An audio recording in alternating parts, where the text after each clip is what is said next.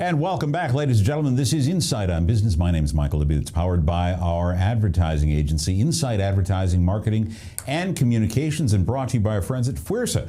FWRSA, tax and business accountants that will take care of you, work hard for you until the cows come home. When I first heard about this story about a year ago, I don't know. I don't know. But in studio to flesh it all out for us is Rick Campbell and Mary Little. And we're going to be talking about this project, and you might have been able to see it. Can you see it from the road? It's south of Des Moines on the west side of Interstate 35. It's called the Avenue of the Saints Amphitheater. It's a huge private project being done by a local family that wants to get, God help them, into the entertainment business. I don't know. And they're going about it very quickly. Welcome, Rick Campbell, and also Mary Little. Rick, this is a huge project. Mm-hmm. This is something that people don't do lightly. Well, before I go there, I want you to back up my story about the media. You had a great story. You used to work with the Flamingo Hotel out in Las Vegas. Tell me about that, about building relationships with the media. Well, when I took the position, I was actually brought in as their PR manager. Actually, we were taking a transition between making from a Flamingo to an Isla Capri. This was in Kansas City, actually.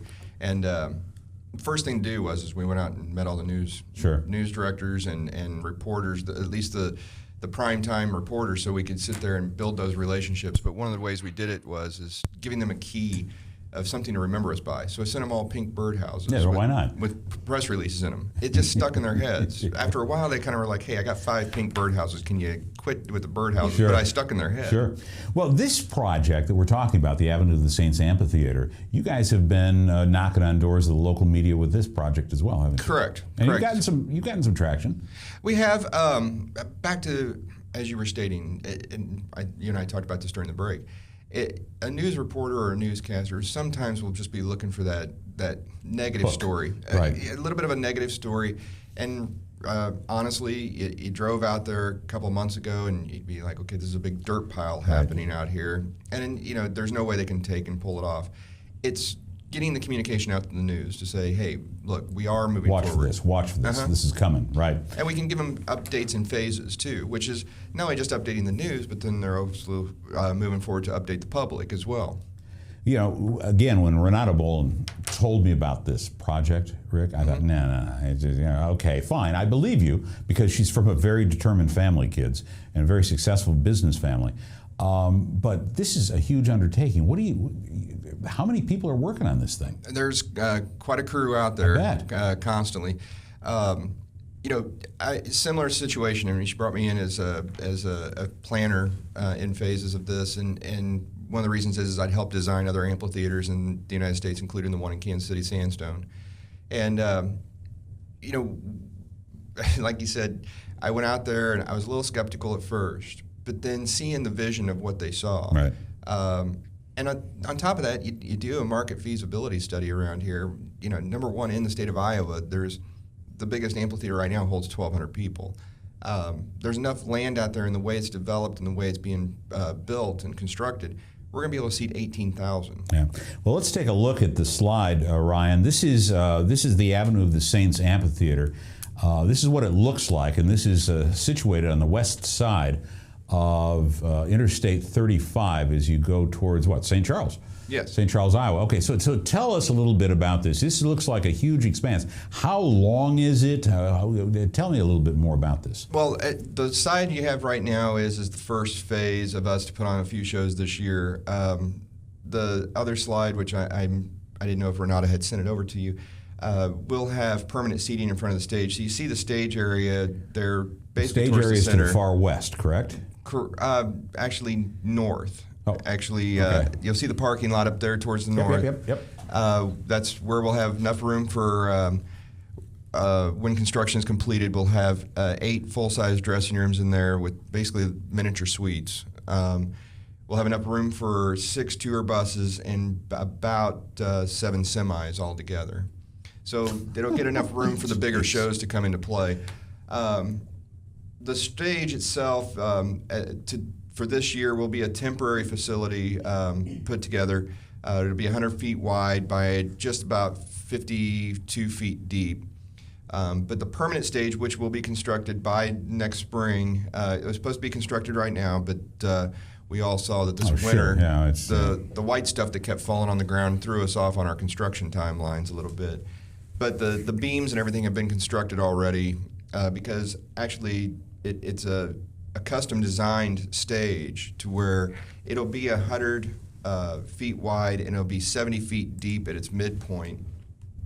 And the roof construction that will go over the top of that stage area that holds all of your production of lighting and sound and staging equipment will be big enough and strong enough that we joke around, but it's in reality. Miss Saigon, the Broadway musical, always carries around a life-size helicopter.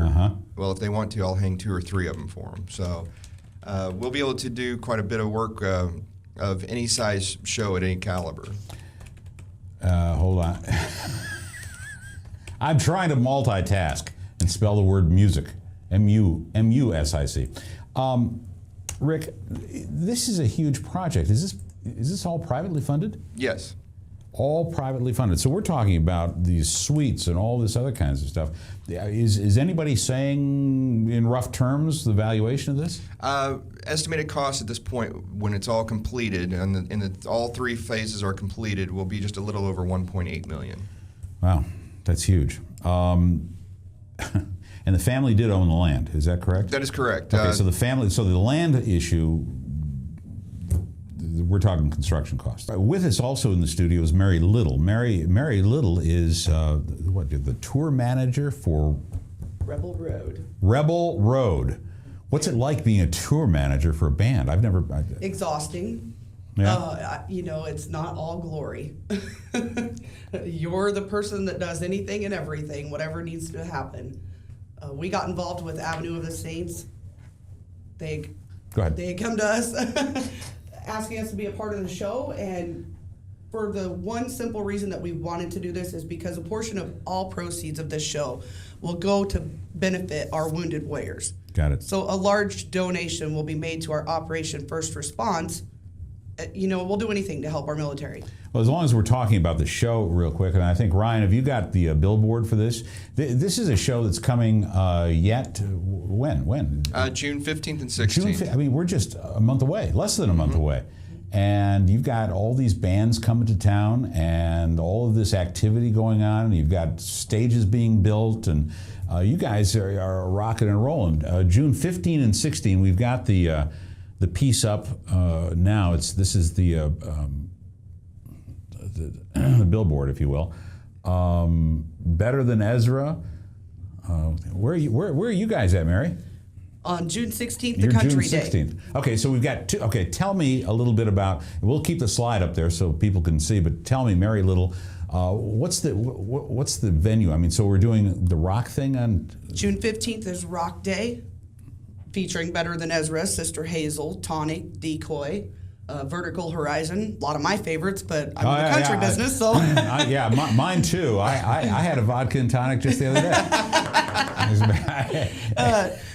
My band, of course, Rebel Road, will be playing on Country Day with Country Diamond Day. Rio, Sawyer Brown, Mark Wills, Now those names I Couch know. Cowboys, Emerson Drive, JT Hodges. I've had the pleasure of meeting quite a few of them, so we're excited to play with them. Diamond Rio, 6-time vocal group of the year. Yeah.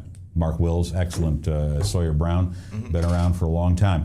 So we're going to transition over here to Rick. We're going to ask this question when we come back. We're going to take a quick break. And when we come back, we're going to ask Rick, why in the heck would you want to get into this business? We understand that the next largest outside amphitheater may hold 1,200 people, where this is going to hold thousands more. But the question is, there's lots of outdoor music activities going on within the Des Moines Metro. Why in the world would you want to get into this?